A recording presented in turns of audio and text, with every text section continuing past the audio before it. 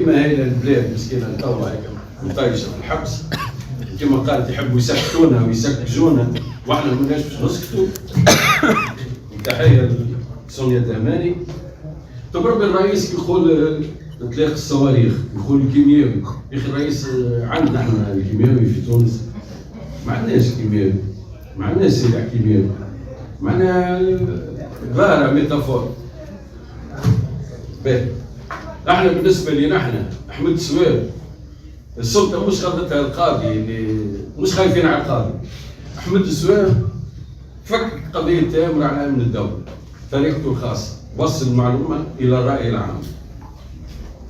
احمد سوير فما سلسله كامله كما كنا مثلا السلسله نتاع الايكو سيستيم اللي كانت تبدا من الارض والفيجيتاريان وواحد حتى نرجع السلسله كامله. احمد سوير فكك كيما السبحه بالكعبه بدا بالشرطه العدليه اللي رئيس فرقه الشرطه العدليه عمل ستارت. فما قضيه تامر وبعثها لوزاره العدل.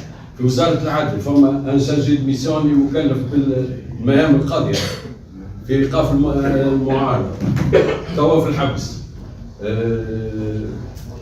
قاضي التحقيق مشى لقطر، حسب السلطه يقولوا، حسب ابواب السلطه يقولوا دبر كونتراتو. اما احنا عندنا معلومات اللي من غير ترخيص وزاره العدل، عباره زرقاء معناها بالنسبه لنا احنا. قاضي التحقيق اللي بدا القضيه نتاع تامر على الدوله وصولا الى اكس اكس وتريبل اكس، فكك احمد القضيه بالكعبه لين وصل الرئيس الجلسه. رئيس الجلسه جرحوا فيه المحامين، وفما معناها مطلب من المحامين باش يجرحوا فيه على اساس ما ينجمش يكون هو يشد قضيه بنفس الاهميه لقضيه في تاريخ تونس باش تكون قضيه مفصليه.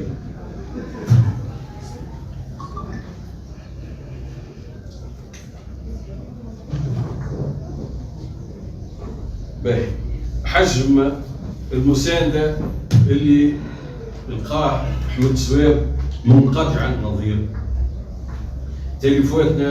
تليفوناتنا كما نقولوا باش يترشحوا، اقسم بالله ما وقفوش تليفونات. مسانده من كامل انحاء العالم، من احزاب منظمات باهي انا ما نحبش نطول ياسر وتاثرت شويه، ونشكركم مرة أخرى على الحضور. جست باش اليوم الأخ زياد كريشان بعث لي ارتيكل في المغرب على أحمد سوير ضمير الانتقال الديمقراطي، وفما دوتر ارتيكل يحكيو على أحمد لا كونسيونس. أنا نقول ولو هو شقيقي on n'arrête pas volontaire.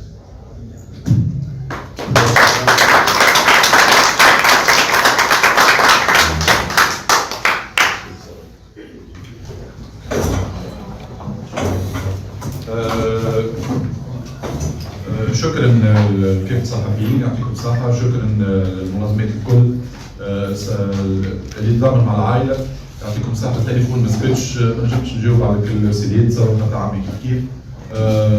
يعطيكم الصحة وعيشكم على وفاتكم معنا.